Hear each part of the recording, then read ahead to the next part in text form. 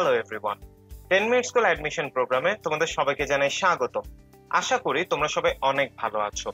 ব্যবস্থাপনা প্রথম পত্রের আরো একটি লেকচার নিয়ে চলে এলাম আমি অনিক হাসান, এবং আজকে আমরা ব্যবস্থাপনা প্রথম পত্রের একটি নতুন অধ্যায় সম্পর্কে জানবো। আজকে আমরা যে অধ্যায়টি সম্পর্কে জানবো সে অধ্যায়টির নাম হচ্ছে ব্যবসায়ের সহায়ক সেবা। ব্যবস্থাপনা প্রথম পত্রের নবম অধ্যায় হচ্ছে ব্যবসায়ের সহায়ক সেবা।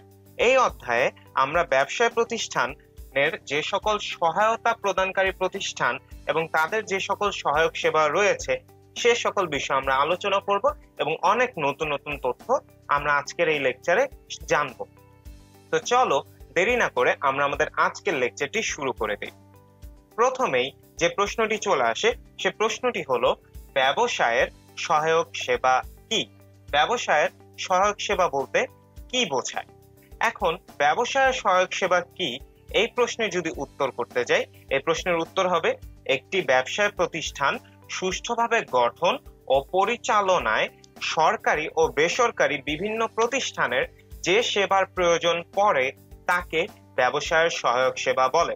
অর্থাৎ একটি ব্যবসায় প্রতিষ্ঠান যদি সুষ্ঠুভাবে গঠন করা থেকে শুরু করে পরিচালনা পর্যন্ত সকল স্টেপে বা সকল পদক্ষেপে সরকারি বিভিন্ন প্রতিষ্ঠানের বেসরকারি বিভিন্ন প্রতিষ্ঠানের যে সেবার প্রয়োজন হয় একটি ব্যবসায়, সে সকল সেবাকে আমরা সহায়ক সেবা বলি। আশা করি তোমরা সবাই সহায়ক সেবা কি এ সম্পর্কে বুঝতে পেরেছো। এখন ব্যবসায়ের সহায়ক সেবা সংজ্ঞা সম্পর্কে জানার পর এখন আমরা জানবো সহায়ক সেবার প্রকারভেদ। সহায়ক সেবা বেশ কয়েক প্রকারের রয়েছে, অর্থাৎ আমরা বলতে পারি বেশ কয়েক প্রকারের সহায়ক সেবা রয়েছে। এই সকল সহায়ক সেবার মধ্যে রয়েছে উদ্দীপনামূলক সেবা, সমর্থনমূলক সেবা, সংরক্ষণমূলক সেবা। এখন আমরা এই তিন সেবার প্রকারভেদ সম্পর্কে জানব। প্রথমেই চলে আসি, উদ্দীপনামূলক সেবা কি বা উদ্দীপনামূলক সেবা বলতে কি বোঝায়?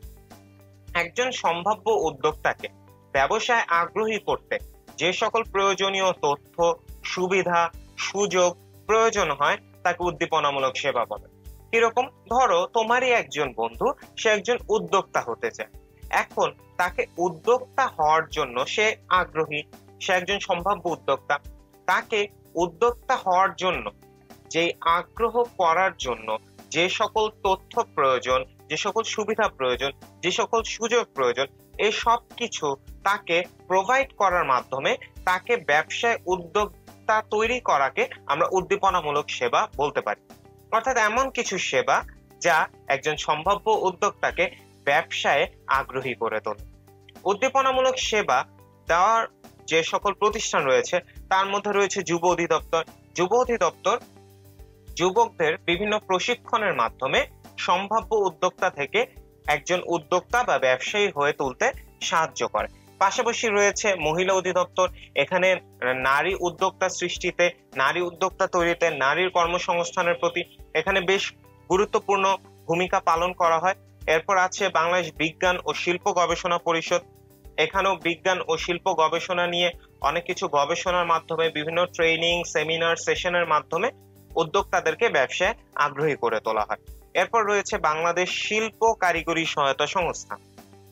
বাংলাদেশ শিল্প কারিগরি সহায়তা সংস্থা এখানেও কারিগরি শিল্পের সাথে যারা সংযুক্ত তাদেরকে বিভিন্ন সেশন, সেমিনার, ইনফরমেটিভ বিভিন্ন তথ্য দেওয়ার মাধ্যমে বিভিন্নভাবে সাহায্য সহযোগিতার মাধ্যমে একজন সম্ভাব্য উদ্যোক্তাকে ব্যবসায়ী হতে আগ্রহী করে তোলা হয়। এরপর রয়েছে সমর্থনমূলক সেবা। সমর্থনমূলক সেবা বলতে কি বোঝায়? একজন উদ্যোক্তাকে তার ব্যবসায় সঠিকভাবে বাস্তবায়ন করার জন্য যে সকল সেবার প্রয়োজন হয় তাকে সমর্থনমূলক সেবা বলে।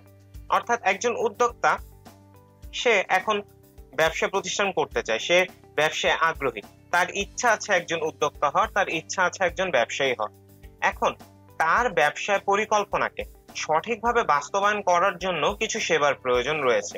একজন উদ্যোক্তাকে তার ব্যবসায় সঠিকভাবে বাস্তবায়ন করার জন্য তাকে এই যে সকল সেবা দেওয়া হবে, যে সকল সেবা তার প্রয়োজন, এই সেবাগুলোকে বলা হয় সমর্থনমূলক সেবা। অর্থাৎ বলতে পারি একজন সম্ভাব্য উদ্যোক্তা যার ইচ্ছা আছে একজন উদ্যোক্তাকে আমি তার ব্যবসায় পরিকল্পনা বাস্তবায়ন করার জন্য সমর্থনমূলক সেবা দিচ্ছি বা দিয়ে থাকি। সমর্থনমূলক সেবার মধ্যে রয়েছে সরকারি সেবাদানকারী প্রতিষ্ঠান, এর মধ্যে রয়েছে লাইসেন্সিং কর্তৃপক্ষ যারা বিভিন্ন লাইসেন্স দেওয়ার মাধ্যমে, লাইসেন্সের মাধ্যমে একজন উদ্যোক্তাকে তার ব্যবসায় বাস্তবায়ন করার জন্য সহায়তা করে। এরপর রয়েছে এনজিও, বিভিন্ন এনজিও প্রতিষ্ঠান রয়েছে যারা এই ক্ষেত্রে সমর্থনমূলক সেবা দিয়ে থাকে। বাংলাদেশ ক্ষুদ্র কুটির শিল্প সংস্থা রয়েছে, তারাও সমর্থনমূলক সেবা দিয়ে থাকে। এছাড়া রয়েছে বাণিজ্যিক ব্যাংক, বিভিন্ন ঋণ সংক্রান্ত বিষয় হোক বা আর্থিক সহায়তা হোক, আর্থিক সমর্থনের ক্ষেত্রেও বাণিজ্যিক ব্যাংক বেশ বড় একটা ভূমিকা পালন করে, অর্থাৎ বাণিজ্যিক ব্যাংক সমর্থনমূলক সেবা প্রদান করে। এবার সমর্থনমূলক সেবা জানার পর আমরা এখন জানবো সংরক্ষণমূলক সেবা। সংরক্ষণমূলক সেবা কি? একজন উদ্যোক্তা উদ্যোগে আগ্রহী হওয়ার পর, তার ব্যবসায় পরিকল্পনা বাস্তবায়ন করার পর, তার এই উৎসাহ এবং উদ্দীপনা, এই উদ্যোক্তার যে উৎসাহ এবং উদ্দীপনা রয়েছে, সেই উৎসাহ এবং উদ্দীপনা ধরে রাখার জন্য যে ধরনের সেবার প্রয়োজন হয় তাকে সংরক্ষণমূলক সেবা বলে। অর্থাৎ উদ্যোক্তা ব্যবসা প্রতিষ্ঠান স্থাপন করেছে, তাকে সব ধরনের সহায়তা দেওয়া হয়েছে যাতে সে ব্যবসা প্রতিষ্ঠান স্থাপন করতে পারে, তার উৎসাহ উদ্দীপনা রয়েছে, কিন্তু উদ্যোক্তার এই উৎসাহ এবং উদ্দীপনা ধরে রাখার জন্য যে ধরনের সেবার প্রয়োজন হয় সেটাকে আমরা বলবো সংরক্ষণমূলক সেবা। সংরক্ষণমূলক সেবা একজন উদ্যোক্তার উৎসাহ উদ্দীপনা ধরে রাখে যাতে সে তার যেই উদ্যোগ সেটিকে সফল করে তুলতে পারে। সংরক্ষণমূলক সেবার দেয় এরকম প্রতিষ্ঠানের মধ্যে রয়েছে বাংলাদেশ বিনিয়োগ বোর্ড, এরপর রয়েছে বিএসটিআই। বিএসটিআই এক্ষেত্রে বেশ বড় ভূমিকা পালন করে, বিশেষ করে পণ্যের মান নিয়ন্ত্রণে বিএসটিআই একটি ভূমিকা পালন করে, সেটা আমরা জানি। এরপর আছে পেটেন্ট ডিজাইন ও ট্রেডমার্কস অধিদপ্তর। পেটেন্ট হোক, ডিজাইন হোক, ট্রেডমার্ক হোক, এই সকল বিষয় যে কোনো একটি ব্যবসায় প্রতিষ্ঠানের জন্য সম্পত্তি। এই সকল সম্পত্তি রক্ষার মাধ্যমে একজন উদ্যোক্তার উৎসাহ এবং উদ্দীপনা ধরে রাখা যায়। কারণ একজন উদ্যোক্তা যদি ট্রেডমার্ক অন্য কেউ নিয়ে যায় বা তার পেটেন্টকৃত পণ্য অন্য কেউ যদি ব্যবহার করে, জালিয়াতি করে বা প্রতারণা করে, সেক্ষেত্রে উদ্যোক্তা হতাশ হয়ে এমনও হতে পারে যে সে তার ব্যবসায় পরিচালনা করার জন্য ব্যবসায় প্রতিষ্ঠানের প্রতি তার যে উৎসাহ উদ্দীপনা রয়েছে, তার সেই উৎসাহ উদ্দীপনা এমনও হতে পারে যে চলে যেতে পারে। তাই পেটেন্ট ডিজাইন ও ট্রেডমার্কস অধিদপ্তর এই সকল ব্যাপারে আইনি কঠোরতা রেখে প্রতারণার বিরুদ্ধে কঠোর শাস্তি প্রদান করে আবিষ্কারককে অথবা ট্রেডমার্ক হোল্ডার যারা, তাদেরকে একচ্ছত্র অধিকার প্রদানের মাধ্যমে একজন উদ্যোক্তার উৎসাহ উদ্দীপনা ধরে রাখে। এরপর রয়েছে রপ্তানি উন্নয়ন ব্যুরো। রপ্তানি উন্নয়ন ব্যুরো এর ক্ষেত্রে বেশ ভালো ভূমিকা পালন করে সংরক্ষণমূলক সেবার ক্ষেত্রে। তারা রপ্তানির বিষয়ে বিভিন্ন পদক্ষেপ নেয়, বিভিন্ন পলিসি তৈরি করে, যার ফলে আমরা রপ্তানিতে আরো বেশি সমৃদ্ধ হতে পারি। এছাড়া রয়েছে বাংলাদেশ শিল্প ও বণিক সমিতি, যারা শুধুমাত্র আমাদের যে শিল্প মানে শিল্পের সাথে রিলেটেড বা ব্যবসার সাথে রিলেটেড যারা আছে, শিল্প সম্পর্কিত, ব্যবসা সম্পর্কিত, তাদের সবাইকে বিভিন্ন সেবা সহযোগিতা মাধ্যমে তাদের উৎসাহ উদ্দীপনা ধরে রাখে। অর্থাৎ উদ্যোক্তাদের এই সকল প্রতিষ্ঠানই সংরক্ষণমূলক সেবা প্রদান করে। এই পর্যায়ে এখন আমরা একটি ছোট কুইজ নিয়ে নিব। তোমরা সবাই কুইজের নিয়ম জানো। প্রশ্ন আসবে, অপশন আসবে, পজ করে উত্তরটি লিখে ফেলবে, প্লে করলে সাথে সাথে আমি উত্তরটি বলে দিব। তোমরা যাচাই করতে পারবে তোমাদের উত্তরটি কি সঠিক হয়েছে নাকি তোমাদের উত্তরটি ভুল হয়েছে। প্রথম প্রশ্ন হচ্ছে, ব্যবসায়ের সহায়ক সেবা সাধারণত কয় প্রকার? অপশন এ 1 প্রকার, অপশন বি 2 প্রকার, অপশন সি 3 প্রকার এবং অপশন ডি 4 প্রকার। তোমরা এখন ভিডিওটি পজ করে ঝটপট উত্তরটি লিখে ফেলো, আমি এখনই উত্তরটি বলে দিচ্ছি। এবং এই প্রশ্নের সঠিক উত্তর হচ্ছে অপশন সি, ব্যবসায়ের সহায়ক সেবা সাধারণত 3 প্রকার। ব্যবসায়ের সহায়ক সেবা আমরা জানি সাধারণত 3 প্রকার। এবং কোন 3 প্রকার? ব্যবসায়ের যেই সহায়ক সেবা রয়েছে সেই 3 প্রকার হচ্ছে উদ্দীপনামূলক সেবা, সমর্থনমূলক সেবা এবং সংরক্ষণমূলক সেবা।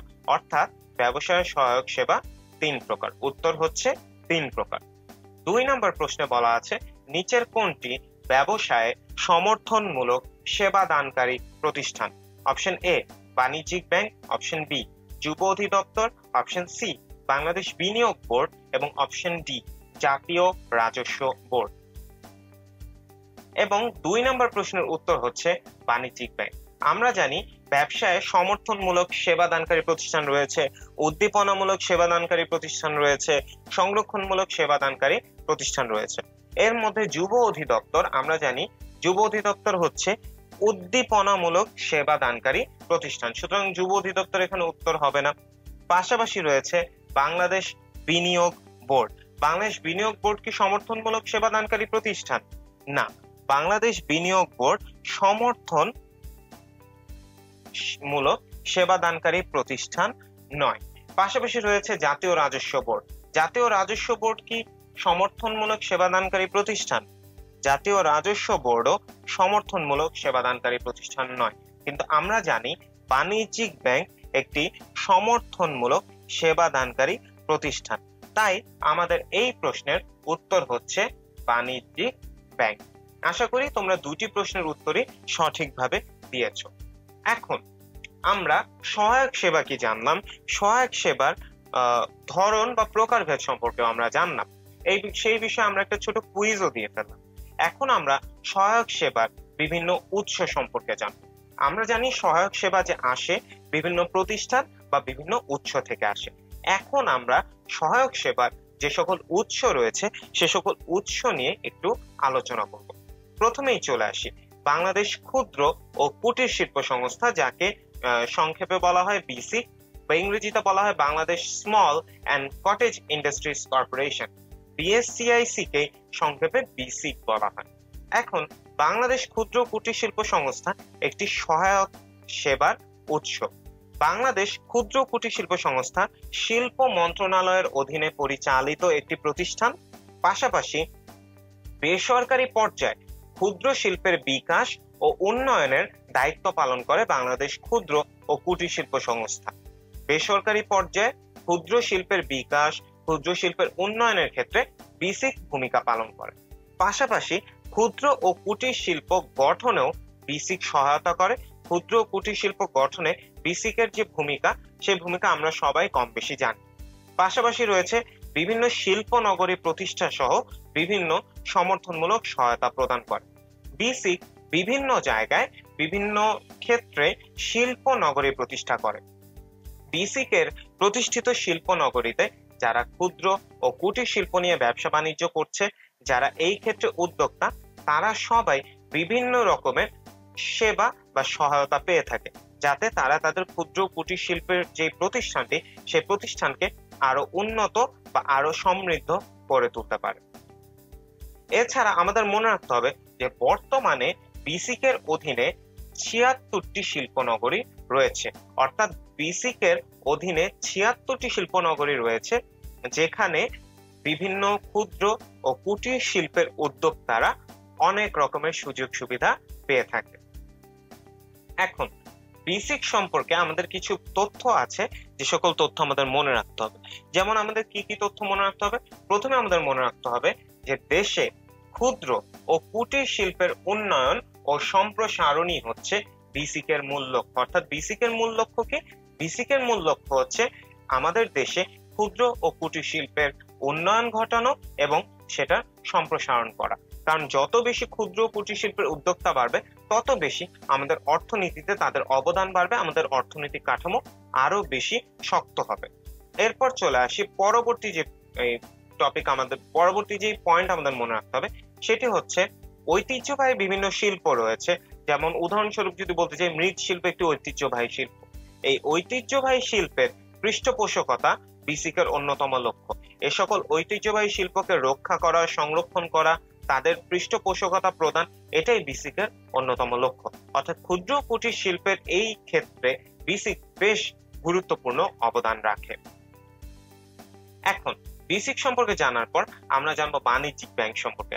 বাণিজ্যিক ব্যাংক আমরা ইংরেজিতে বলি কমার্শিয়াল ব্যাংক, আমরা সবাই জানি। অনেকে আমরা বাণিজ্যিক ব্যাংকে বলে থাকি যে ব্যাংক মুনাফা অর্জনের উদ্দেশ্যে ব্যাংকিং কার্যক্রম পরিচালনা করে, তাকে আমরা বাণিজ্যিক ব্যাংক বলি। এখন বাণিজ্যিক ব্যাংক সম্পর্কে কিছু তথ্য দেখে নেই। প্রথমেই যে তথ্য দেখতে হবে আমাদের সেটি হচ্ছে, আমরা জানি যে মুনাফা অর্জনের উদ্দেশ্যে যে প্রতিষ্ঠান আমানত গ্রহণ, ঋণ দান এবং অন্যান্য ব্যাংকিং সেবা প্রদান করে তাকে বাণিজ্যিক ব্যাংক বলে। অর্থাৎ বাণিজ্যিক ব্যাংকের সংজ্ঞা হচ্ছে মুনাফা অর্জনের উদ্দেশ্যে প্রতিষ্ঠিত একটি প্রতিষ্ঠান, যে প্রতিষ্ঠান আমানত গ্রহণ করে, যে প্রতিষ্ঠান ঋণ দান করে এবং যে প্রতিষ্ঠান অন্যান্য ব্যাংকিং সেবাও প্রদান করে থাকে। এখন বাণিজ্যিক ব্যাংকের কিছু কার্যাবলী নিয়ে যদি আলোচনা করি, বাণিজ্যিক ব্যাংক ঋণ বিতরণ করে। বিভিন্ন উদ্যোক্তা যাদের অর্থের অভাবে তারা তাদের উদ্যোগকে শুরু করতে পারছে না, তারা বাণিজ্যিক ব্যাংক থেকে ঋণ গ্রহণ করতে পারে। ঋণ গ্রহণের ফলে তারা তাদের উদ্যোগকে বাস্তবায়ন করতে পারে, তারা একজন সফল উদ্যোক্তা হয়ে অর্থনীতিতে অবদান রাখতে পারে। এরপর আছে এসএমই ঋণ প্রদান। অনেক স্মল অ্যান্ড মিডিয়াম এন্টারপ্রাইজ রয়েছে যাদের এসএমই খাতে লোন দরকার হয়। এই এসএমই ঋণ প্রদানও বাণিজ্যিক ব্যাংক করে থাকে। এর ফলে এসএমই উদ্যোক্তাদের যে আর্থিক যেই বাধা, সেই বাধাটা অনেকটাই দূর হয়। এরপর আছে ব্যাংকিং সেবা প্রদান। বাণিজ্যিক ব্যাংক ব্যাংকিং সেবা প্রদান করে, চেক হোক, বিভিন্ন প্রতিনিধিমূলক কার্যক্রম হোক, এছাড়া বিভিন্ন কার্ডের মাধ্যমে, ইলেকট্রনিক কার্ডের মাধ্যমে হোক, বিভিন্ন ধরনের সেবা প্রদান, আমানত গ্রহণ, ঋণ দান, অর্থাৎ ব্যাংকিং ওভারঅল যত সেবা রয়েছে সে সকল সেবাই বাণিজ্যিক ব্যাংক প্রোভাইড করে বা দিয়ে থাকে, এবং এই সকল সেবার মাধ্যমে সে জনগণের উপকারও করে, পাশাপাশি সে তার ইনকাম বা প্রফিটও এর মাধ্যমেই অর্জন করে নেয়। এছাড়া রয়েছে সচ্ছলতা সনদ প্রদান। অনেক ক্ষেত্রে বিভিন্ন জায়গায় আমাদের সচ্ছলতা সনদ প্রয়োজন হয়, যে আমরা কি আর্থিকভাবে সচ্ছল নাকি নয়। তো এই সচ্ছলতার যে সনদ রয়েছে, সেই সচ্ছলতা সনদ প্রদান করে বাণিজ্যিক ব্যাংক। এছাড়া রয়েছে প্রত্যয়পত্র। বিদেশি বাণিজ্যের ক্ষেত্রে আমরা জানি প্রত্যয়পত্র খুবই গুরুত্বপূর্ণ। দেশি বিদেশি সকল বাণিজ্যের ক্ষেত্রে প্রত্যয়পত্র গুরুত্বপূর্ণ। তো এই প্রত্যয়পত্র খোলার যে সুযোগ, সেই সুযোগ বাণিজ্যিক ব্যাংক দিয়ে থাকে, অর্থাৎ প্রত্যয়পত্র খোলার সুবিধা বাণিজ্যিক ব্যাংক দেয়, ফলে ব্যবসা বাণিজ্যের যে সম্প্রসারণ সেটি হয়। বাণিজ্যিক ব্যাংক এছাড়া আরেকটি যে কাজ করে সেটি হচ্ছে শেয়ার ও ঋণপত্রের বিক্রয়ে সহায়তা করে।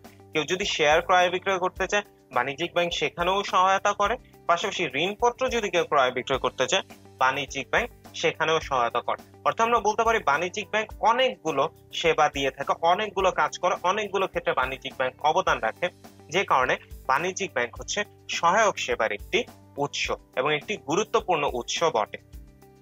এখন বাণিজ্যিক ব্যাংক সম্পর্কে আমাদের যা মনে রাখতে হবে তার মধ্যে একটি হচ্ছে বাংলাদেশে বর্তমানে 6টি রাষ্ট্রায়ত্ত বাণিজ্যিক ব্যাংক রয়েছে। অর্থাৎ বাংলাদেশে বর্তমানে রাষ্ট্রায়ত্ত বাণিজ্যিক ব্যাংক কয়টি? বাংলাদেশে বর্তমানে রাষ্ট্রায়ত্ত বাণিজ্যিক ব্যাংক হচ্ছে 6টি।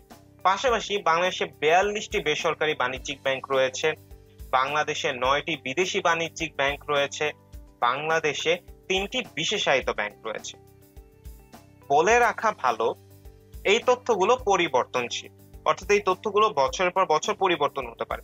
নতুন ব্যাংক যদি তৈরি হয়, নতুন ব্যাংক যদি তালিকাভুক্ত হয়, সেক্ষেত্রে এখানে নাম্বারস গুলো চেঞ্জ হতে পারে। তবু আমি চেষ্টা করেছি সবচেয়ে আপডেটেড ইনফরমেশনটা তোমাদের প্রোভাইড করতে। এরপরও তোমরা এই সকল বিষয়ে তোমাদের পরীক্ষার পূর্বে তোমরা ইন্টারনেট থেকে একটু দেখে নিবে যে কোন নাম্বার কি একই আছে না নাম্বারে কোনো পরিবর্তন এসেছে। এছাড়া বাংলাদেশে মোট তালিকাভুক্ত ব্যাংকের সংখ্যা রয়েছে 60টি। এখন বাণিজ্যিক ব্যাংক সম্পর্কে জানার পর আমরা এখন জানবো এসএমই ফাউন্ডেশন সম্পর্কে। এসএমই ফাউন্ডেশন বা যেটাকে ইংরেজিতে বলা হয় small and medium enterprise foundation, এটার ফুল ফর্ম হচ্ছে small and medium enterprises foundation, সংক্ষেপে বলা হয় SMEF বা এসএমই ফাউন্ডেশনও অনেকে বলে। এখন এসএমই ফাউন্ডেশন সম্পর্কে আমরা কিছু তথ্য জেনে নিই। এসএমই ফাউন্ডেশন দেশের ক্ষুদ্র ও মাঝারি ব্যবসায় প্রতিষ্ঠান সমূহকে বিশেষ আর্থিক সহায়তা প্রদানের মাধ্যমে এগিয়ে যেতে সাহায্য করে। আমরা জানি আমাদের দেশে অনেক ক্ষুদ্র এবং মাঝারি ব্যবসায় প্রতিষ্ঠান রয়েছে। এই সকল ক্ষুদ্র ও মাঝারি ব্যবসায় প্রতিষ্ঠান সমূহকে আর্থিক সহায়তা বা বিশেষ আর্থিক সহায়তা প্রদানের মাধ্যমে তাদেরকে এগিয়ে যেতে সাহায্য করে এসএমই ফাউন্ডেশন। এখন এসএমই ফাউন্ডেশন এর বিষয়ে আমাদের যে সকল তথ্য মনে রাখতে হবে তা হলো বাংলাদেশে বর্তমানে 2019 সালের এসএমই নীতিমালা প্রচলিত রয়েছে।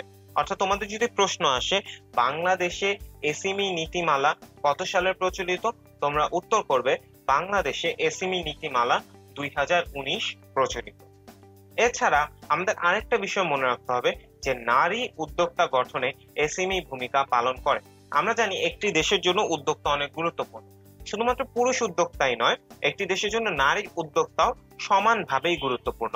আমার যেরকম পুরুষ উদ্যোক্তা প্রয়োজন, পাশাপাশি আমার নারী উদ্যোক্তাও প্রয়োজন। এই নারী উদ্যোক্তা গঠনে এসএমই ভূমিকা পালন করে থাকে। তারা বিভিন্ন সময়ে বিভিন্নভাবে নারী উদ্যোক্তা গঠনে অবদান রাখে। এখন এই পর্যায়ে এসে চলো আমরা একটা ছোট্ট কুইজ দিয়ে ফেলি। আমাদের এই কুইজে যে প্রশ্নটি হচ্ছে বাংলাদেশের শিল্প প্রতিষ্ঠানের শতকরা কত ভাগ ক্ষুদ্র ও মাঝারি শিল্প প্রতিষ্ঠান। এই বিষয়ে আজকের লেকচারে এখন পর্যন্ত আমি বলিনি, কিন্তু তোমাদের বইতে এই সম্পর্কে তথ্য দেওয়া আছে। চলো আমরা অপশনগুলো দেখে নিই, আশা করি তোমরা এটা সঠিক উত্তর দিতে পারবে। আর যদি সঠিক উত্তর দিতে নাও পারো তাহলেও মন খারাপের কিছু নেই, কারণ আমরা এটা সঠিক উত্তরটা যখন দেখব তখন আমরা এইটা সঠিক উত্তরটা তখনই শিখে ফেলবো। Option A 80%, option B 85%, option C 90% এবং অপশন ডি 95%। এবং চলো আমরা এটা সঠিক উত্তরটা দেখি। এটা সঠিক উত্তর হচ্ছে অপশন সি 90%। একটু বিশ্বাস করতে কষ্ট হলেও আমাদের এটা মানতেই হবে যে বাংলাদেশে যে যত ধরনের শিল্প প্রতিষ্ঠান রয়েছে তার 10% হচ্ছে শুধুমাত্র বৃহদাকার শিল্প প্রতিষ্ঠান, বাকি 90%ই হচ্ছে ক্ষুদ্র ও মাঝারি শিল্প প্রতিষ্ঠান। আশা করি তোমরা এর আগে উত্তরটি না জেনে থাকলো এখন তোমাদের জানা হয়ে গেল, এবং এখন থেকে তোমাদের এই তথ্যটি মনে থাকবে যে বাংলাদেশের শিল্প প্রতিষ্ঠানের শতকরা 90% হচ্ছে ক্ষুদ্র ও মাঝারি শিল্প প্রতিষ্ঠান। এখন বাংলাদেশে এসএমই ঋণ গ্রহণের যোগ্যতা নিয়ে আমরা একটু জানি। এসএমই ঋণ তো দিয়ে থাকে, বিশেষ ঋণ দিয়ে থাকে, ঋণ সহায়তা দিয়ে থাকে, এটা আমরা জানতাম। কিন্তু এসএমই ঋণ গ্রহণের জন্য নির্দিষ্ট কিছু যোগ্যতা রয়েছে। সেই যোগ্যতাগুলো কি চলো আমরা দেখে নিই। প্রথমে যে যোগ্যতাটি থাকতে হয় সেটি হচ্ছে এসএমই ঋণ গ্রহণের জন্য 2 বছরের ব্যবসায়িক অভিজ্ঞতা থাকতে হয়। পরবর্তী যে তথ্য আমাদের জানতে হবে সেটি হলো উদ্যোক্তার বয়স অবশ্যই 18 থেকে 60 বছরের মধ্যে হতে হয়। এরপর উদ্যোক্তাকে অবশ্যই সুস্থ হতে হবে, মানসিক এবং শারীরিকভাবে না হলেও মানসিকভাবে তাকে সুস্থ হতে হবে, এবং পাশাপাশি তাকে শিক্ষিত হতে হবে। এছাড়া ঋণ খেলাপি, দেউলিয়া অথবা উন্মাদ কোনো ব্যক্তি ঋণের জন্য আবেদন করতে পারবেন না। অর্থাৎ এমন কোনো ব্যক্তি যে ঋণ খেলাপি করে, এমন কোনো ব্যক্তি যে দেউলিয়া, যার আর্থিক অবস্থা ঋণ গ্রহণের মতো নয়, বা উন্মাদ ব্যক্তি যে কোনো সুস্থ স্বাভাবিক চিন্তা বা সিদ্ধান্ত গ্রহণ করতে পারে না, এমন কেউ এসএমই ঋণের জন্য আবেদন করতে পারবে না। পাশাপাশি যেহেতু আমরা জানি যে এসএমই নারী উদ্যোক্তা সৃষ্টিতে অগ্রাধিকার দিয়ে থাকে, এবং নারী উদ্যোক্তা গঠনে এসএমই ঋণের এসএমই প্রতিষ্ঠানের বা এসএমই ফাউন্ডেশনের বেশ বড় ভূমিকা রয়েছে। তাই এসএমই ঋণ গ্রহণের ক্ষেত্রে আরেকটি যোগ্যতা হচ্ছে যে এখানে নারীদের অগ্রাধিকার দেওয়া হয়। অগ্রাধিকার মানে হচ্ছে ব্যাপারটা এমন না যে পুরুষ উদ্যোক্তাদেরকে ঋণ দেওয়া হবে না, অবশ্যই দেওয়া হবে, কিন্তু নারী উদ্যোক্তাদেরকে এসএমই ঋণ দেওয়ার ক্ষেত্রে অগ্রাধিকার দেওয়া হয়, যাতে আমাদের মধ্যে, আমাদের সমাজে বেশি বেশি নারী উদ্যোক্তা সৃষ্টি হয়। এখন এসএমই সম্পর্কে জানার পর আমরা এখন আরেকটা প্রতিষ্ঠান সম্পর্কে জানবো, যে প্রতিষ্ঠানের নাম হচ্ছে প্রশিকা। প্রশিকা মানবিক উন্নয়ন কেন্দ্র নামেও পরিচিত, অর্থাৎ প্রশিকাকে আরেক নামে প্রশিকা মানবিক উন্নয়ন কেন্দ্র বলা হয়। এছাড়া প্রশিকার সম্পর্কে আরো কিছু তথ্য হচ্ছে, যেমন প্রশিকা 1975 সালে প্রতিষ্ঠিত একটি প্রতিষ্ঠান। প্রশিকা কৃষিভিত্তিক ক্ষুদ্র শিল্প নিয়ে কাজ করে, প্রশিকা তাঁত শিল্প নিয়ে কাজ করে, প্রশিকা গবাদি পশু পালন নিয়ে কাজ করে, প্রশিকা মৌমাছি চাষ নিয়ে কাজ করে, এবং চারা উৎপাদন নিয়েও প্রশিকা কাজ করে। অর্থাৎ এই সকল ক্ষেত্রে প্রশিকা সাহায্য সহযোগিতা করে থাকে, তারা এই সকল ক্ষেত্রে সুবিধা দিয়ে থাকে, সেবা দিয়ে থাকে, এবং তারা এই সকল ক্ষেত্রে তাদের কার্যক্রম পরিচালনা করে। এরপর আছে আশা। আশা 1978 সালে প্রতিষ্ঠিত একটি প্রতিষ্ঠান। আশা বিশেষায়িত ক্ষুদ্র ঋণ প্রতিষ্ঠান হিসেবে মূলত কাজ শুরু করে 1992 সালে। 1978 সালে যদিও আশা প্রতিষ্ঠিত, কিন্তু বর্তমানে এটি যেরকম বিশেষায়িত ক্ষুদ্র ঋণ প্রতিষ্ঠান, এরকম বিশেষায়িত ক্ষুদ্র ঋণ প্রতিষ্ঠান হিসেবে আশা কাজ শুরু করে 1992 সাল। 1992 সালে আশা একটি বিশেষায়িত ক্ষুদ্র ঋণ প্রতিষ্ঠান হিসেবে কাজ শুরু করে। আশার প্রধান লক্ষ্য হচ্ছে দরিদ্র জনগোষ্ঠীর আর্থসামাজিক উন্নয়ন, অর্থাৎ আমাদের সমাজে যে সকল অবহেলিত দরিদ্র জনগোষ্ঠী রয়েছে তাদের আর্থসামাজিক উন্নয়ন করা, তাদের আর্থসামাজিক উন্নয়নের লক্ষ্যে কাজ করাই আশার প্রধান লক্ষ্য। আশা ক্ষুদ্র ঋণ কর্মসূচিতে বেশ সফল একটি প্রতিষ্ঠান, অর্থাৎ ক্ষুদ্র ঋণ কর্মসূচিতে সফল কিছু প্রতিষ্ঠানের মধ্যে আশা অন্যতম।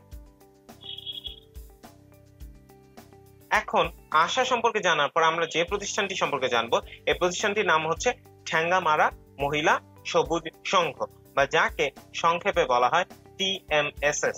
ঠ্যাঙ্গামারা মহিলা সবুজ সংঘ একটি মহিলাদের নিয়ে তৈরি করা একটি প্রতিষ্ঠান, এবং ঠ্যাঙ্গামারা মহিলা সবুজ সংঘ বা TMSS দরিদ্র এবং বিত্তহীন মহিলাদের জন্য কাজ করে। এই প্রতিষ্ঠানটি মহিলাদের নিয়ে কাজ করার ক্ষেত্রে ডেডিকেটেড, এবং তারা দরিদ্র, বিত্তহীন, অসহায়, অবহেলিত মহিলাদের জন্য কাজ করে। ঠ্যাঙ্গামারা মহিলা সবুজ সংঘ একটি নারী ভিত্তিক বাংলাদেশি প্রতিষ্ঠান। TMSS 1980 সালে প্রতিষ্ঠা করা হয়। 1980 সালে TMSS প্রতিষ্ঠিত হয়, নারীদের জন্য কাজ করার জন্য এটি প্রতিষ্ঠিত হয়। TMSS প্রতিষ্ঠা করেন professor doctor Hosne Ara Begum. Professor doctor Hosne Ara Begum একজন পায়োনিয়ার এই ক্ষেত্রে। তিনি বাংলাদেশে এই নারী ভিত্তিক যে একটি প্রতিষ্ঠান তৈরি করা, যে প্রতিষ্ঠান দরিদ্র ও বিত্তহীন মহিলাদের জন্য কাজ করবে, এই ক্ষেত্রে প্রফেসর ডক্টর হোসনে আরা বেগম হচ্ছেন একজন পায়োনিয়ার। তিনি TMSS প্রতিষ্ঠা করেন এবং TMSS অগণিত দরিদ্র ও বিত্তহীন মহিলাদের এখন পর্যন্ত সেবা দিয়ে এসেছে এবং সেবা দিয়ে যাচ্ছে। বাংলাদেশের বর্তমানে সকল জেলায় TMSS এর কার্যক্রম রয়েছে, অর্থাৎ TMSS এমন একটি প্রতিষ্ঠান যার বাংলাদেশের সকল জেলায় কার্যক্রম রয়েছে। TMSS সম্পর্কে জানার পর এখন আমরা জানবো মাইডাস সম্পর্কে। মাইডাস 1982 সাল থেকে কাজ শুরু করেছে। মাইডাস ক্ষুদ্র শিল্পে যে সকল নিয়োজিত উদ্যোক্তা রয়েছে তাদেরকে আর্থিক সুবিধা দেয় এবং পাশাপাশি প্রশিক্ষণ সুবিধা দেওয়ার লক্ষ্যে গঠন করা। অর্থাৎ ক্ষুদ্র শিল্পে নিয়োজিত বিভিন্ন উদ্যোক্তা আমাদের আশেপাশে রয়েছে, এই সকল উদ্যোক্তাদেরকে আর্থিক সুবিধা দেওয়া, পাশাপাশি তাদেরকে প্রশিক্ষণের মাধ্যমে দক্ষ করে তোলা যাতে তারা সফল হতে পারে, এই সকল লক্ষ্যেই মাইডাস গঠিত। মাইডাসের কিছু কার্যক্রমের মধ্যে রয়েছে মাইডাস ঋণ দান করে, অর্থাৎ ঋণ প্রদানের মাধ্যমে মাইডাস উদ্যোক্তাদেরকে আর্থিক সহায়তা দেয়, সুবিধা দেয়। মাইডাস প্রশিক্ষণ প্রদান করে, প্রশিক্ষণ প্রদানের মাধ্যমে একজন উদ্যোক্তা দক্ষ হয়। দক্ষ উদ্যোক্তা দক্ষতার সাথে কার্যক্রম করলে সে সফল হতে পারে। সফল উদ্যোক্তা যে কোনো দেশের অর্থনীতির জন্য আশীর্বাদ, কারণ সফল উদ্যোক্তা কর্মসংস্থান সৃষ্টি করে, সফল উদ্যোক্তা নতুন নতুন ক্ষেত্র তৈরি করে, সফল উদ্যোক্তা দেশের অর্থনীতিতে অবদান রাখে এবং সফল উদ্যোক্তাদের উপর ভর করেই একটি দেশের অর্থনৈতিক কাঠামো আরো উচ্চ থেকে উচ্চতর পজিশনে যায়। অর্থাৎ আমরা বলতে পারি যে প্রশিক্ষণ প্রদানের মাধ্যমে দক্ষ উদ্যোক্তা তৈরি করা খুবই গুরুত্বপূর্ণ, কারণ দক্ষ উদ্যোক্তা যে কোনো দেশের জন্যই সম্পদ। পাশাপাশি মাইডাস তথ্য পরামর্শ প্রদান করে। একজন উদ্যোক্তার বিভিন্ন ক্ষেত্রে তথ্য পরামর্শ কনসালটেন্সির প্রয়োজন হতেই পারে। এই কনসালটেন্সি বা তথ্য পরামর্শ প্রদানেও মাইডাস ভূমিকা পালন করে। মাইডাস তথ্য প্রদান করে, মাইডাস পরামর্শ প্রদান করে এবং এর মাধ্যমে ক্ষুদ্র শিল্পে নিয়োজিত উদ্যোক্তাদেরকে মাইডাস বহু দিক থেকে সহায়তা বা সাহায্য করে। পাশাপাশি মাইডাস নতুন উপায় ও পদ্ধতি নিয়ে গবেষণা করে।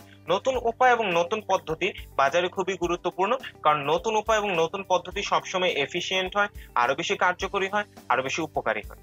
মাইডাস নতুন নতুন উপায় নিয়ে গবেষণা করে, নতুন নতুন পদ্ধতি নিয়ে গবেষণা করে এবং এই সকল বিষয়ে সেমিনার সেশনের মাধ্যমে ক্ষুদ্র শিল্প নিয়োজিত উদ্যোক্তাদেরকে জানায়, তাদেরকে প্রশিক্ষণের মাধ্যমে দক্ষ করে তোলে।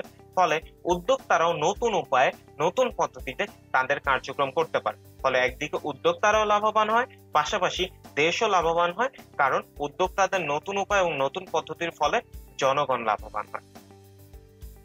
নতুন ব্যবসায় নিয়েও মাইডাস গবেষণা করা, অর্থাৎ নতুন নতুন কি সকল ব্যবসা প্রতিষ্ঠান গঠন করা যায়, নতুন নতুন কি কি ব্যবসায় রয়েছে, কোন ব্যবসায় জনগণকে সুবিধা দিবে, জনগণের জীবনযাত্রার মান উন্নয়নে কোন ব্যবসা অবদান রাখবে, এই সকল নতুন ব্যবসায় নিয়েও মাইডাস গবেষণা করে।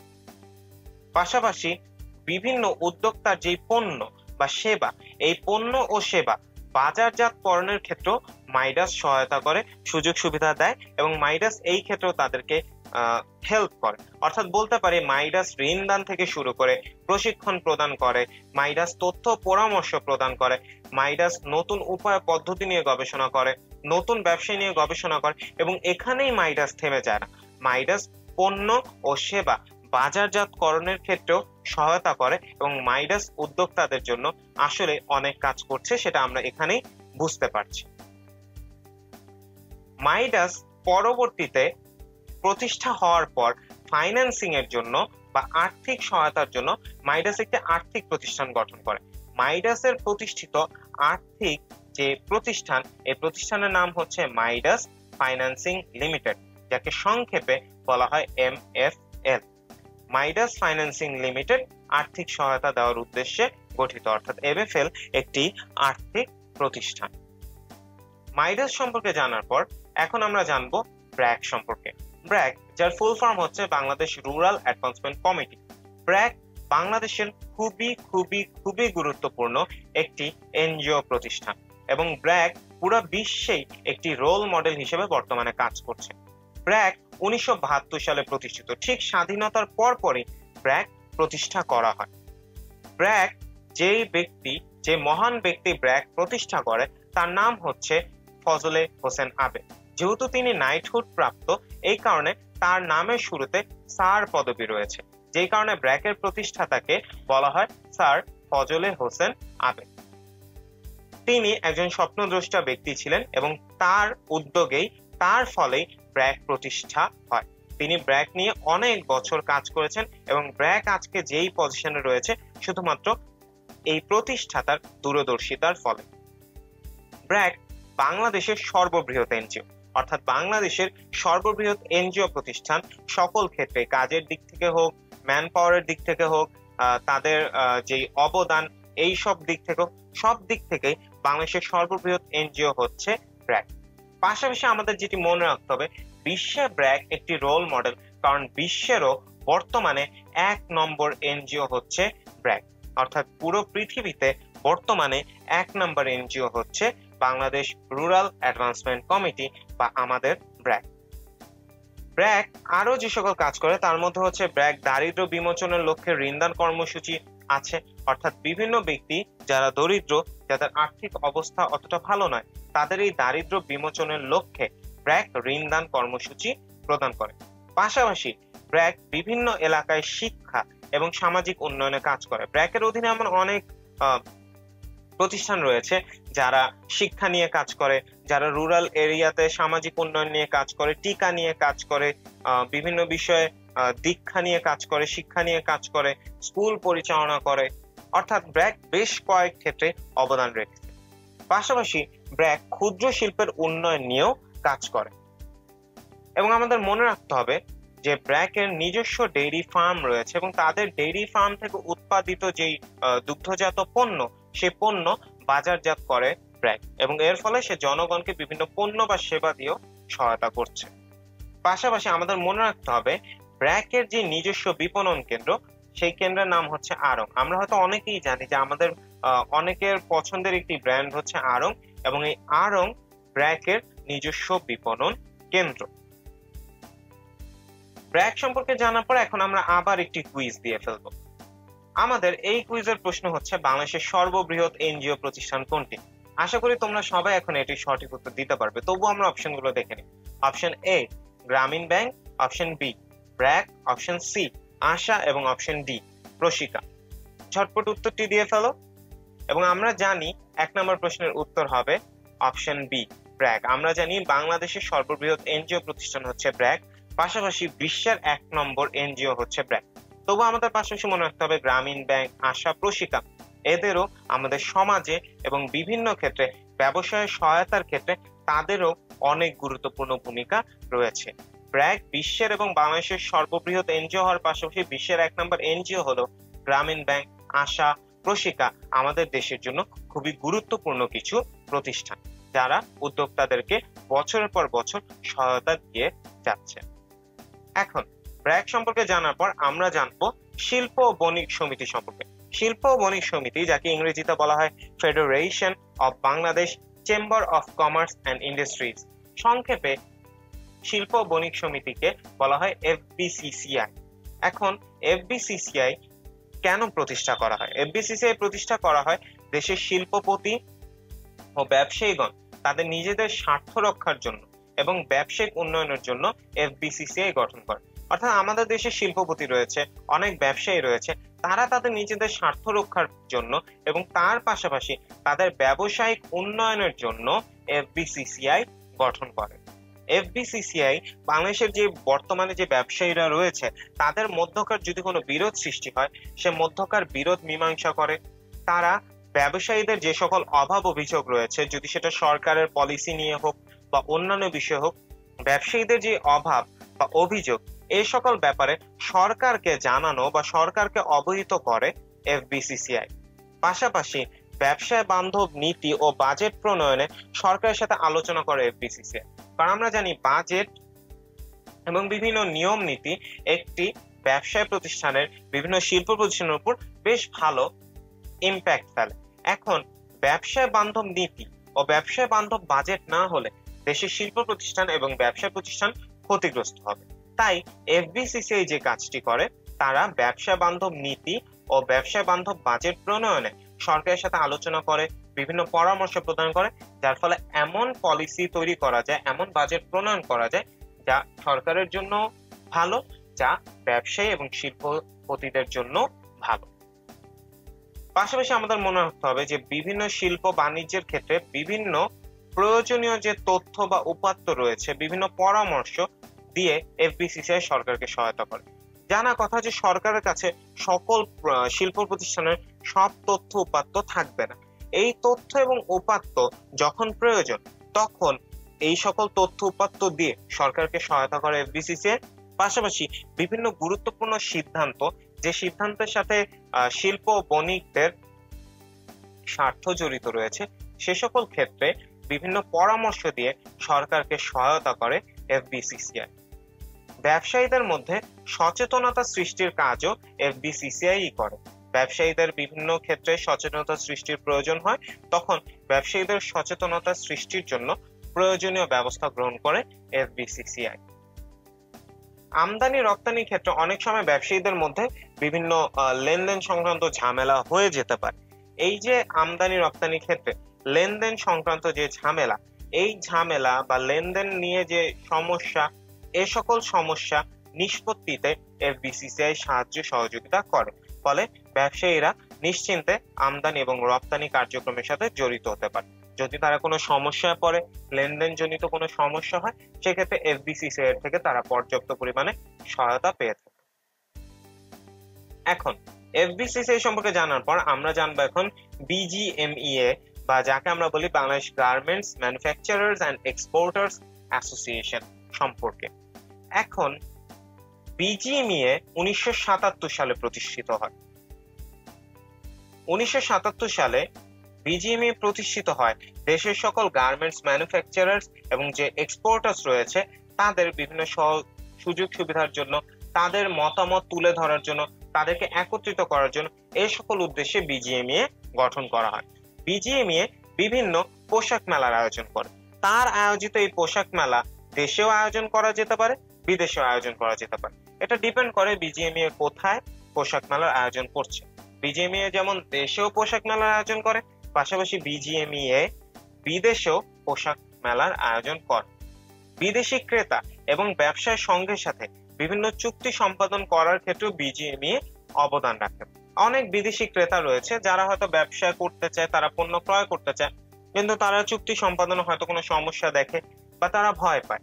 বিজিএমইএ বিদেশি ক্রেতাদের সাথে ব্যবসায় সংঘের বিভিন্ন চুক্তি সম্পাদন করে, যার ফলে দুই দেশের মধ্যে যে বাণিজ্য তা ত্বরান্বিত হয়। এরপর রয়েছে আন্তর্জাতিক বাজার এবং আন্তর্জাতিক যে সকল মেলা রয়েছে, এই সম্পর্কে দেশীয় প্রতিষ্ঠানদেরকে ধারণা দেওয়ার কাজটাও বিজিএমইএ করে। আন্তর্জাতিক বাজার ঘুরে বর্তমান কি রকম অবস্থা, কোন কোন পণ্য ভালো চলছে, কোন পণ্য চলছে না, পাশাপাশি আন্তর্জাতিক মেলাগুলোতে কিরকম প্রোডাক্ট আসে, তাদের কোয়ালিটি কিরকম, সেখানে যেতে হলে বাংলাদেশের প্রতিষ্ঠানের কি করতে হবে, বা বর্তমানে বাংলাদেশে কয়টা প্রতিষ্ঠান সেখানে অলরেডি আছে, এই সকল ব্যাপারে ধারণা প্রদানের কাজও বিজিএমইএ করে থাকে। পাশাপাশি পোশাক প্রস্তুতকারী ও সংশ্লিষ্ট প্রতিষ্ঠানদের বিভিন্ন সহায়তা প্রয়োজন হয়, এই সকল সহায়তা বিজিএমইএ দিয়ে থাকে।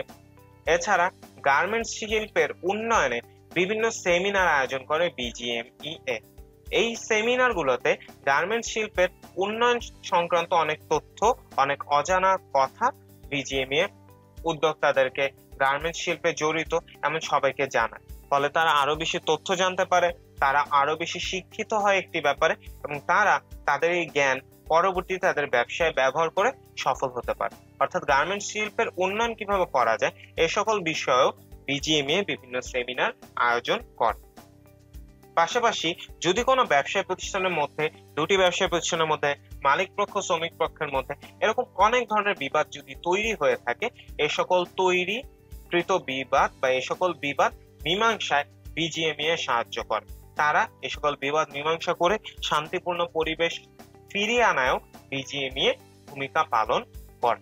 অর্থাৎ আমরা বলতে পারি বিজিএমইএ গার্মেন্টস ম্যানুফ্যাকচারার্স এন্ড এক্সপোর্টার্সদের জন্য অনেক কার্যক্রম করে থাকে, যাতে আমরা এই সেক্টরে আরো বেশি সমৃদ্ধ হতে পারি।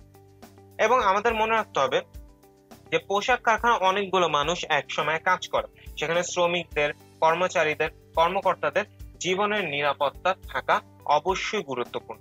তো পোশাক কারখানাগুলোয় যেন দুর্ঘটনা না হয়, এই দুর্ঘটনা এড়ানোর জন্য বিভিন্ন নিরাপত্তা কর্মসূচি গ্রহণ করা এবং সব কলকারখানা নিরাপত্তা কর্মসূচি মানছে নাকি, নিরাপত্তা সংক্রান্ত সকল নিয়ম নীতি মেনে চলছে নাকি, সেটাও নিশ্চিত করে বিজিএমইএ। নিরাপত্তা কর্মসূচি গ্রহণও করে এবং সে সকল কর্মসূচি নিশ্চিত করে বিজিএমইএ। এবং শ্রমিক কর্মীদের যদি মালিক পক্ষের সাথে কোনো সমস্যা হয়, কোনো বিষয়ে তাদের মধ্যে যদি কোনো সমস্যা সৃষ্টি হয়, তাদের মধ্যে যদি কোনো বিবাদ সৃষ্টি হয়, এই ধরনের বিবাদ বা সমস্যা মীমাংসা করে বিজিএমইএ। অর্থাৎ শ্রমিক এবং কর্মীদের বা কর্মকর্তাদের বা শ্রমিক মালিকের, কর্মচারী মালিকের এই সকল সমস্যার মীমাংসা দেওয়ার দায়িত্ব বিজিএমইএ পালন করে। এখন আমরা ব্যবসার কিছু সহায়ক সেবা সম্পর্কে জানলাম। এখন আমরা যে সকল সহায়ক সেবা সম্পর্কে জানলাম সেগুলো হচ্ছে আমাদের দেশের সহায়ক সেবা। এরকম বাইরের দেশেও বা ব্যবসায় সহায়তা দানকারী অনেক আঞ্চলিক এবং আন্তর্জাতিক সংস্থাও রয়েছে। কিছু যে সকল সংস্থা আঞ্চলিক, তারা একটি অঞ্চলে ব্যবসায় সহায়তা দান করে থাকে। যে সকল সংস্থা আন্তর্জাতিক, তারা আন্তর্জাতিক অর্থাৎ বিশ্বের অনেকগুলো দেশে তারা এই সহায়তা দিয়ে থাকে ব্যবসা প্রতিষ্ঠানগুলোকে। তো এখন আমরা এই ব্যবসায় সহায়তা দানকারী আঞ্চলিক ও আন্তর্জাতিক বিভিন্ন সংস্থা সম্পর্কে জানব। প্রথমেই যে প্রতিষ্ঠান সম্পর্কে আমরা জানব সে প্রতিষ্ঠানের নাম হচ্ছে আসিয়ান। আসিয়ান, যার ফুল ফর্ম হচ্ছে association of south east Asian Nations. এটি সাউথ ইস্ট এশিয়ান যে সকল নেশন রয়েছে তাদেরকে নিয়ে গঠিত একটি আঞ্চলিক সংস্থা। আঞ্চলিক সংস্থা কেন বলছি, কারণ এই যে সাউথ ইস্ট বা এরকম সাউথ ইস্ট সাইডের বা এশিয়ান এই রিজিয়নের বা এই অঞ্চলের সকল দেশ নিয়ে যেহেতু গঠিত, তাই এটি আঞ্চলিক সংস্থা। আসিয়ান দক্ষিণ পূর্ব এশিয়ার যে সকল দেশ রয়েছে, অর্থাৎ সাউথ ইস্ট এশিয়ার যে সকল কান্ট্রিগুলো আছে, এই দক্ষিণ পূর্ব এশিয়ার দেশগুলোর মধ্যে আঞ্চলিক রাজনৈতিক ও অর্থনৈতিক বিভিন্ন বিষয় পারস্পরিক সহযোগিতা ও বাণিজ্য ব্যবস্থা গড়ে তোলার জন্য গঠন করা হয়। অর্থাৎ আসিয়ান গঠন করা হয় এই উদ্দেশ্যে যে দক্ষিণ পূর্ব এশিয়ার যে দেশগুলো রয়েছে, এই দেশগুলোর মধ্যে, এই দেশের অঞ্চলগুলোর মধ্যে রাজনৈতিক ও অর্থনৈতিক বিভিন্ন বিষয় যেন একটি দেশ আরেকটি দেশকে পারস্পরিক সহযোগিতা করতে পারে, তাদের মধ্যে বাণিজ্য ব্যবস্থা গড়ে উঠতে পারে, তারা যেন বাণিজ্যে এক দেশ আরেক দেশকে সহায়তা করে, সুযোগ সুবিধা প্রদান করে এবং এর ফলে সবাই একসাথে সমৃদ্ধ হবে, একসাথে উন্নতি করবে, এই লক্ষ্যে আসিয়ান গঠিত। আসিয়ানের সদস্য কিছু রাষ্ট্র রয়েছে। চলো আমরা আসিয়ানের সদস্য রাষ্ট্রগুলো সম্পর্কে জেনে নেই। আসিয়ানের সদস্য রাষ্ট্র বর্তমানে যেই রাষ্ট্রগুলো রয়েছে তার মধ্যে রয়েছে Indonesia, Thailand, Singapore, Malaysia, Philippines, Vietnam, Brunei, Myanmar, Cambodia এবং লাওস। আসিয়ানের সদস্য দেশ এই 10টি।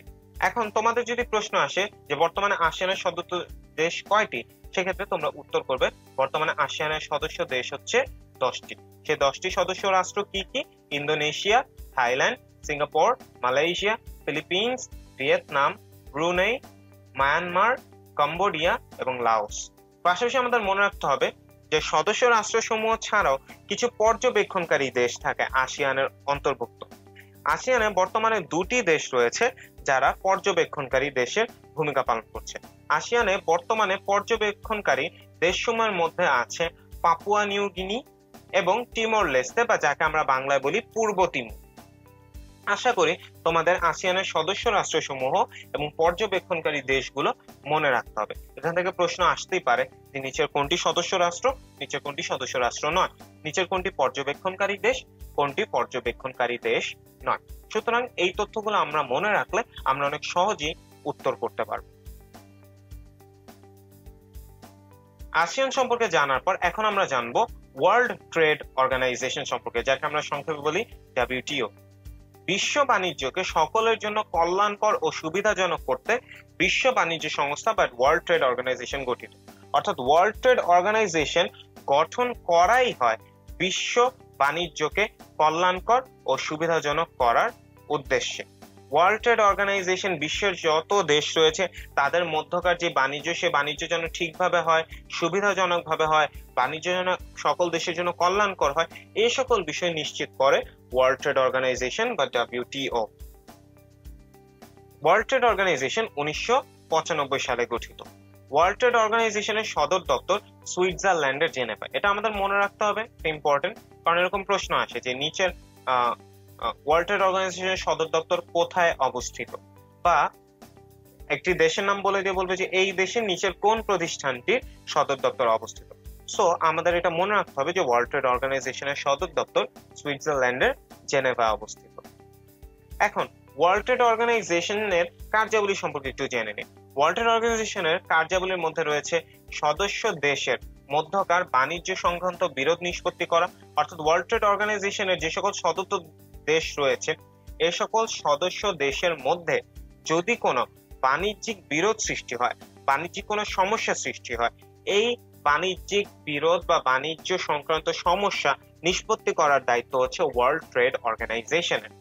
পাশাপাশি বিশ্বব্যাপী বাণিজ্য সংক্রান্ত আলোচনার একটি ফোরাম হিসেবে ওয়ার্ল্ড ট্রেড অর্গানাইজেশন দায়িত্ব পালন করে। অর্থাৎ বিশ্বব্যাপী বাণিজ্যে কি হচ্ছে, কি হওয়া উচিত, কিভাবে হলে ভালো হবে, কি কি নতুন, কি কি পুরাতন, কোনটা সুবিধাজনক, কোনটা সুবিধাজনক নয়, সকল বাণিজ্য সংক্রান্ত আলোচনার একটি ফোরাম হিসেবে দায়িত্ব পালন করে ওয়ার্ল্ড ট্রেড অর্গানাইজেশন।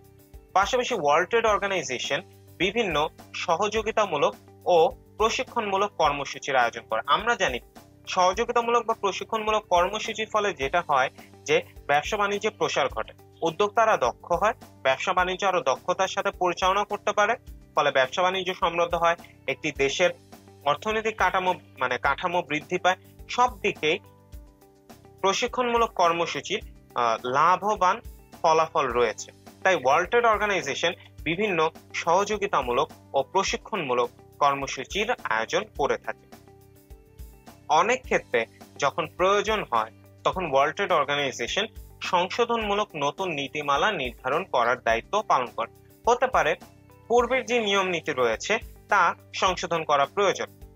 এই পূর্বের নীতিমালাগুলোকে সংশোধন করে নতুন নীতিমালা নির্ধারণ করা, যে সকল নীতিমালা সকল সদস্য দেশের সহায়তা করবে, সাহায্য করবে, এই কাজটাও ওয়ার্ল্ড ট্রেড অর্গানাইজেশন করে থাকে। নতুন নীতিমালা নির্ধারণ করে, পুরাতন নীতিমালার প্রয়োজনে সংশোধন করে। ওয়ার্ল্ড ট্রেড অর্গানাইজেশন সম্পর্কে জানার পর আমরা এখন ইউরোপিয়ান ইউনিয়ন সম্পর্কে জানবো। বলে রাখা ভালো, ওয়ার্ল্ড ট্রেড অর্গানাইজেশন একটি আন্তর্জাতিক সংস্থা, কারণ এটি যে সদস্য দেশ তারা কোনো অঞ্চল ভিত্তিক সদস্য না, পুরো বিশ্বের অনেক জায়গা থেকেই দেশ ওয়ার্ল্ড ট্রেড অর্গানাইজেশনের সদস্য। সুতরাং ওয়ার্ল্ড ট্রেড অর্গানাইজেশন একটি আন্তর্জাতিক সংস্থা। কিন্তু এখন আমরা যেই সংস্থা সম্পর্কে জানবো, ইউরোপিয়ান ইউনিয়ন বা যাকে আমরা সংক্ষেপে ইইউ বলি, ইউরোপিয়ান ইউনিয়ন একটি আঞ্চলিক সংস্থা, কারণ এর সদস্য দেশ হচ্ছে সবই ইউরোপের অন্তর্ভুক্ত। ইউরোপ অঞ্চলের অন্তর্ভুক্ত দেশ ছাড়া অন্য কোনো অঞ্চলের দেশ ইউরোপিয়ান ইউনিয়নের সদস্য নয়। সুতরাং ইউরোপিয়ান ইউনিয়ন একটি আঞ্চলিক সংস্থা। ইউরোপিয়ান কমিউনিটি তাদের মধ্যকার অর্থনৈতিক বন্ধন মজবুত করার জন্য 1992 সালে ইউরোপিয়ান ইকোনমিক কমিটি নামে গঠন করে। বর্তমান যে ইউরোপিয়ান ইউনিয়ন তার পূর্ব নাম ছিল ইউরোপিয়ান ইকোনমিক কমিটি বা সংক্ষেপে যাকে বলা হয় ইইসি। ইউরোপের যে সকল দেশ রয়েছে তাদের মধ্যকার যে অর্থনৈতিক বন্ধন, সেই বন্ধন মজবুত করার জন্য তাদের মধ্যে একটি সম্পর্ক তৈরি করার জন্য 1992 সালে ইউরোপিয়ান ইকোনমিক কমিটি গঠন করা হয়। পরবর্তীতে এর নাম পরিবর্তন করে রাখা হয় ইউরোপীয় ইউনিয়ন, বা ইংরেজিতে আমরা যাকে বলি ইউরোপিয়ান ইউনিয়ন। ইউরোপিয়ান ইউনিয়নের কার্যাবলীগুলোর মধ্যে রয়েছে সদস্য দেশগুলোর মধ্যে পণ্য, সেবা, মূলধন ও জনশক্তির অবাধ প্রবাহ নিশ্চিত করে। অর্থাৎ ইউরোপিয়ান ইউনিয়নের যে সদস্য দেশগুলো রয়েছে তাদের মধ্যে তারা এক দেশ থেকে অন্য দেশে পণ্য, সেবা, মূলধন, জনশক্তির প্রবাহ নিশ্চিত করে। পাশাপাশি ব্যবসা বাণিজ্যের সুবিধার্থে ইউরোপিয়ান ইউনিয়ন আইন সংস্কার করে। যখন যেই আইন সংস্কার করা প্রয়োজন ব্যবসা বাণিজ্যের সুবিধার জন্য, ইউরোপিয়ান ইউনিয়ন তখন প্রয়োজন অনুযায়ী সেই আইন সংস্কার করে। ইউরোপিয়ান ইউনিয়ন সদস্যভুক্ত দেশগুলোর মধ্যে একটি সাধারণ মুদ্রা চালু করে যা ইউরো নামে পরিচিত। অর্থাৎ ইউরোপিয়ান ইউনিয়নের যে সদস্য দেশগুলো রয়েছে এই সকল সদস্য দেশে এমন একটি সাধারণ মুদ্রা রয়েছে যা সব দেশেই চলে বা সব দেশেই ব্যবহার করা যায়। এই মুদ্রার নাম হচ্ছে ইউরো। অর্থাৎ একটি ইউরোপীয় ইউনিয়ন সদস্যভুক্ত দেশ থেকে তুমি যদি অন্য একটি দেশে যাও তুমি সেখানেও চাইলে ইউরো ব্যবহার করতে পারবে, কারণ ইউরো ইউরোপিয়ান ইউনিয়নের সকল সদস্য দেশগুলোর মধ্যে সাধারণ মুদ্রা হিসেবে প্রচলিত। ইউরোপিয়ান ইউনিয়নের দেশগুলোর মধ্যে এক দেশ থেকে অন্য দেশে উচ্চতর শিক্ষা লাভের জন্য অবাধে যাতায়াত করা যায়। অর্থাৎ উচ্চতর শিক্ষা লাভের জন্য এক দেশ থেকে অন্য দেশে অবাধ যাতায়াত সুবিধা প্রদান করে ইউরোপিয়ান ইউনিয়ন। আমাদের মনে রাখতে হবে ইউরোপিয়ান ইউনিয়ন হচ্ছে বিশ্বের সবচেয়ে বড় আঞ্চলিক জোট, ইউরোপিয়ান ইউনিয়ন হচ্ছে বিশ্বের সবচেয়ে সফল আঞ্চলিক জোট, এবং বর্তমানে ইউরোপিয়ান ইউনিয়নের সদস্য দেশ হচ্ছে 27টি।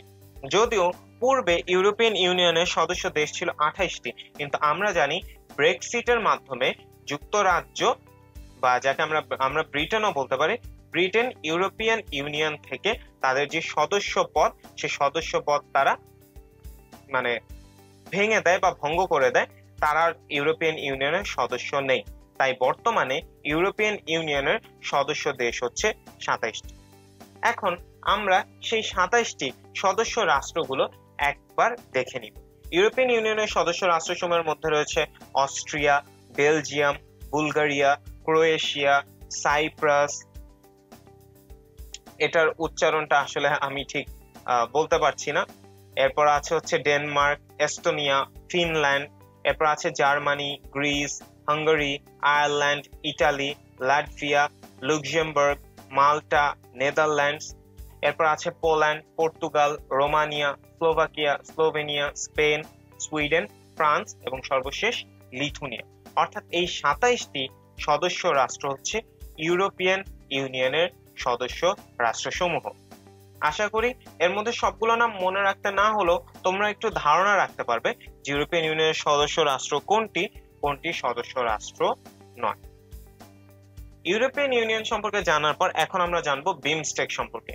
বিমস্টেক এর ফুল ফর্ম হচ্ছে bay of Bengal initiative for multisectoral technical and economic cooperation. নামটা একটু বড়, তবু এই নামটা তোমাদের কষ্ট করে হলেও মনে রাখতে হবে। বে of Bengal initiative for multisectoral technical and economic cooperation. BIMSTEC প্রথমে 4টি সদস্য দেশের নাম অনুযায়ী গঠন করা হয়। তখন এর নাম ছিল বিস্ট এক বা BISTEC, যাকে ফুল ফর্মে বলা হতো Bangladesh, India, Sri Lanka and Thailand economic cooperation. পরবর্তীতে মায়ানমার যুক্ত হলে এর নাম রাখা হয় বিমস্টেক। তখন এর ফুল ফর্ম ছিল Bangladesh, India, Myanmar, Sri Lanka and Thailand economic cooperation. পরবর্তীতে যখন 2004 সালে নেপাল ও ভুটান অন্তর্ভুক্ত হয় বিমস্টেকে, তখন তারা এর নামটাকে আর বর্ধিত না করে নামটি চেঞ্জ করে ফেলে। তখন এর নাম রাখা হয় বে of Bengal initiative for multisectoral technical and economic cooperation.